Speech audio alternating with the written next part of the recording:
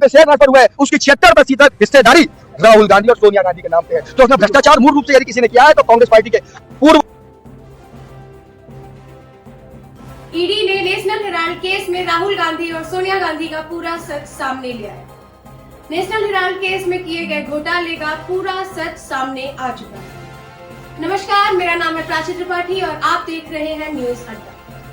If Congress scams were a jewel set, this one's the Kohinoor. Explain in 60 seconds the National Herald scam. In 1938, Nehru launches the National Herald, backed by 5,000 freedom fighters, meant to become the voice of free India. Over decades, AJL, the publisher of this prime property. ED ने national Herald case में राहुल गांधी और सोनिया गांधी पर chargesheet दाखिल कर दी है, जिससे कांग्रेस के सभी नेता बौखला गए हैं। उनका कहना है कि यह विपक्षी दल की साजिश है और साथ ही बुधवार को ईडी के दफ्तरों के बाहर प्रदर्शन करने का ऐलान कर दिया है।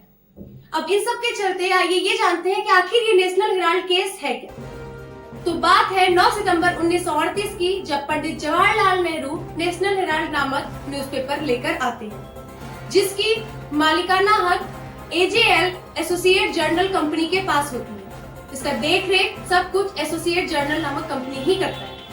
न्यूज़पेपर को लाने का एक ही मकसद होता है कि स्वतंत्रता की अलख लोगों तक जगाना, और जिसके चलते 1942 में ब्रिटिश सरकार के द्वारा ये न्यूज़पेपर बैन कर दिया जाता है।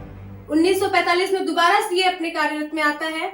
फिर 47 में पंडित जवाहरलाल नेहरू जब भारत के प्रधानमंत्री बनते हैं तो वो अपने इस पद से इस्तीफा दे देते हैं।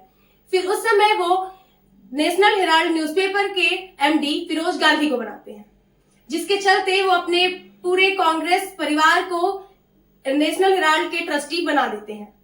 उसके बाद 1946 से 1947 मात्र एक साल में नेशनल हेराल्ड न्यूज़पेपर 8,42,000 तक की कमाई करता है, जिसकी अगर आज की गिनती की जाए तो करोड़ों तक है। उसके बाद 1960 में बहादुर शाह जफर मार्ग पे इनको 15,000 स्क्वायर फीट की जमीन दी जाती है, केवल न्यूज़पेपर के प्रिंटिंग के काम के लिए, जो कि इस काम में नहीं आती है। वो अपने कॉमर्शियल काम में इसका इस्तेमाल करते हैं। तो यहीं से पूरा घोटाला शुरू हो रहा है और ऐसा करते करते 2008 में वो दिन आता है कि जब नेशनल हेराल्ड यानी कि एजेएल कंपनी फाइनेंशियल क्राइसिस से गुजरती है और फिर इस कंपनी को बंद किया जाता है। उसके बाद एक नई कंपनी राहुल गांधी और सोनिया गांधी खोलते हैं यंग इंडिया नाम से। यहाँ पर एजेएल कंपनी के सभी शेयर को राहुल गांधी और सोनिया गांधी खरीद लेते हैं ताकि उसका जो 90 करोड़ का लोन है वो ये लोग चुका सके।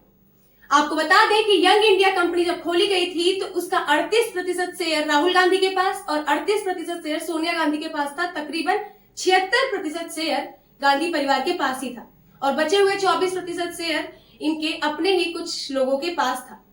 तो इस कंपनी को फिर 90 करोड़ के लोन को रीपेमेंट करने के लिए शेयर्स खरीदते हैं, जहां पे वो 90 करोड़ का कोई लोन का रीपेमेंट नहीं करते हैं। ये उनके ही अपने पर्सनल काम में आता है। इसके चलते सन 2012 में सुब्रमण्यम स्वामी जी ने इसके खिलाफ याचिका दायर की थी, कंप्लेन किया था और 2014 में हाईकोर्ट से समन किया गया था।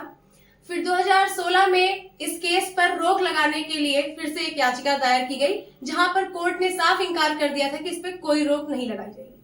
वही केस उठ करके फिर सामने आया है और इस पे फिर से ईडी ने पूरी जांच की और जांच करने के बाद चार्जशीट लगाई है इनके ऊपर। आपको बता दें कि 25 अप्रैल को इस केस पर सुनवाई की जाएगी, तब पता चलेगा कि ये केस असल में क्या है और शायद राहुल गांधी और सोनिया गांधी को जेल भी हो सकती है। और इसी केस के चलते लगातार 2 दिनों से एक्स के माध्यम से लोग अपने विचार साझा कर रहे हैं। आइए उन पोस्ट को देखते हैं।